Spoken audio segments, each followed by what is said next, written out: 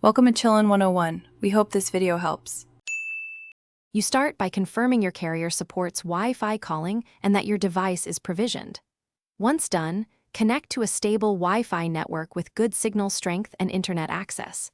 Next, open Settings, find Phone or Connections, and toggle Wi-Fi calling on. You may need to enter an emergency address. Make sure airplane mode is off and cellular standby is allowed. If the option is missing, check for carrier updates or a SIM profile refresh before proceeding to place a call. You now place the call like any normal phone call. Open the dialer or select a contact and tap call. As the call connects, look for a Wi-Fi calling icon or a Wi-Fi label that confirms routing over your network. If audio sounds thin, switch to a headset or speaker to reduce interference and ask the other party about their audio.